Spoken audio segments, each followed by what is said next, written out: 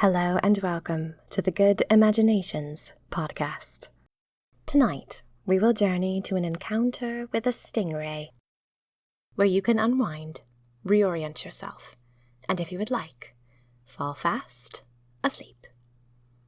Before we begin our adventure, make sure you're settled. If you are seated, get comfortable. Listen to your spine and relax your shoulders. If you are lying down, get your covers and pillow where you want them. Create your nest. Very good. Now, take 3 deep breaths with me in preparation for the journey ahead.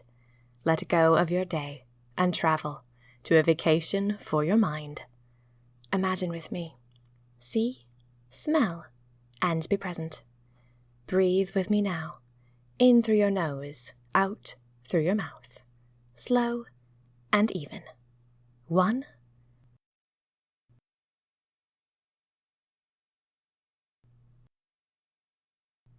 2,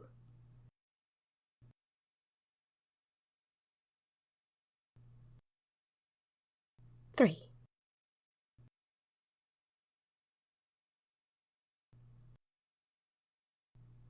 'Very good.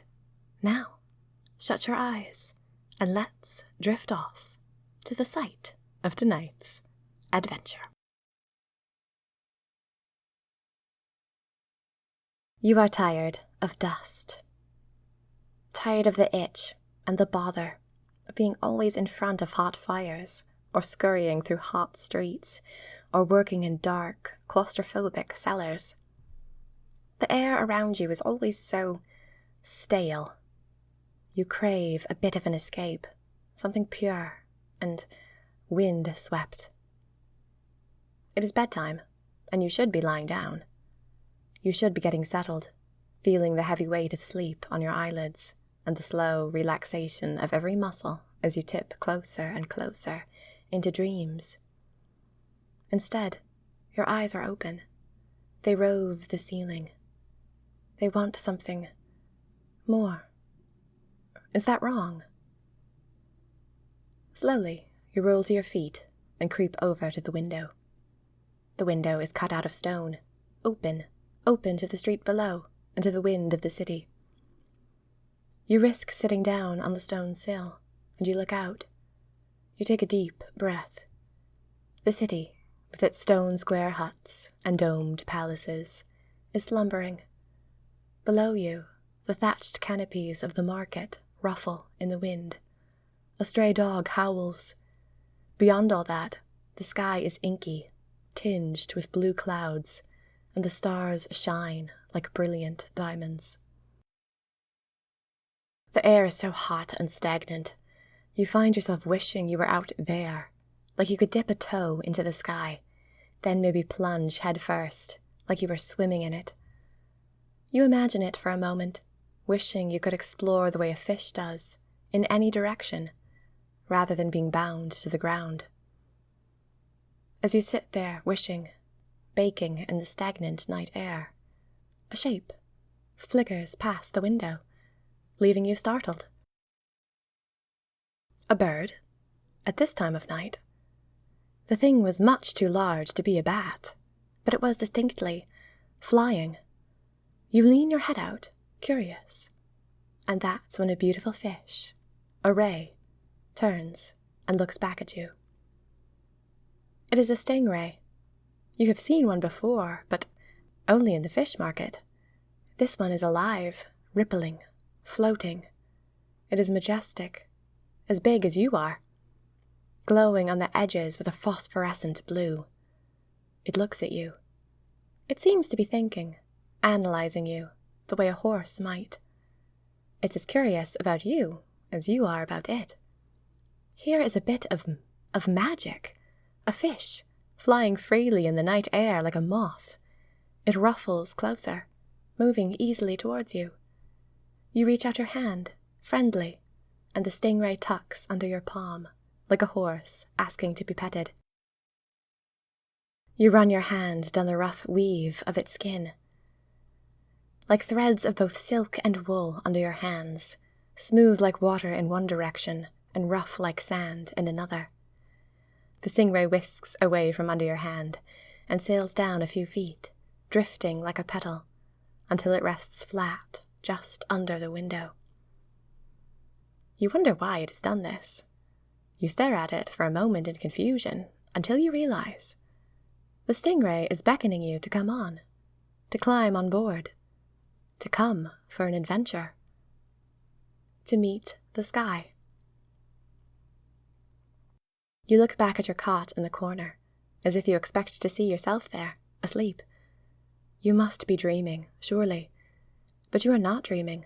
You are awake, and here is a stingray, a stallion of fantasy and the deep blue sea, and it is waiting for you. You think you will step out, and then you move towards the window. Your stomach curdles. How could you possibly? Look at that drop, the distance to the bottom of the street. There is nothing between you and it, except an animal that probably isn't real. How could a fish hold you? You would fall right off. The stingray, sensing your hesitation, curls and comes a little closer. You put your hand on it, and the stingray rolls. It seems to be inviting you to press your weight down, as if proving to you, no, it really can hold you. You'll be entirely fine. You do press down your hand, and you are amazed to find how sturdy it is. The stingray seems to be made of iron or bone where it wants to. Fluid, yet impossibly sturdy. Well, all right. You will try it. The stingray backs up. There seems to be some part of this process that insists you risk the drop out of the window. Perhaps it cannot come inside. You know this is risky, but you are tired of the mundane. You feel the craving for something new, something that will change you, something that will take away the dust and the stickiness of hot nights.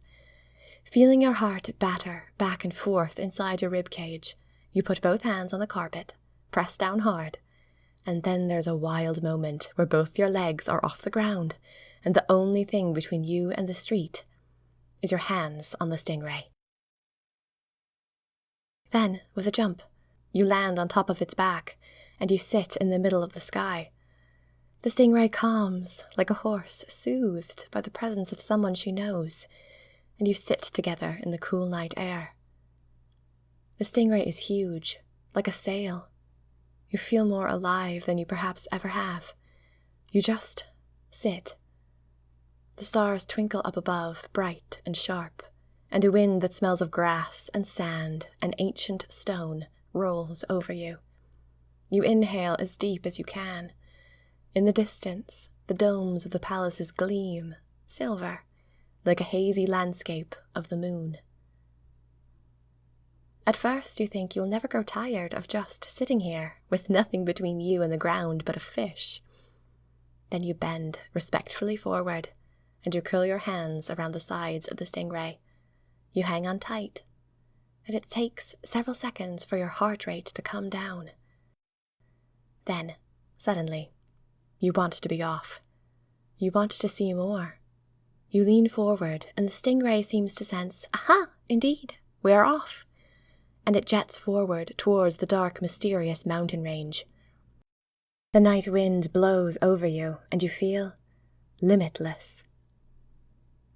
Have you become unlikely friends with this fish? And can it go anywhere? Picking fruit from trees by day and exploring frosted mountain peaks by night. You have heard of other lands, jungles, paper lantern festivals, stone dragons and lush mountains and spice shops. Has your life just changed forever? Will you travel wherever you want? Can you now be anyone? You think perhaps you can.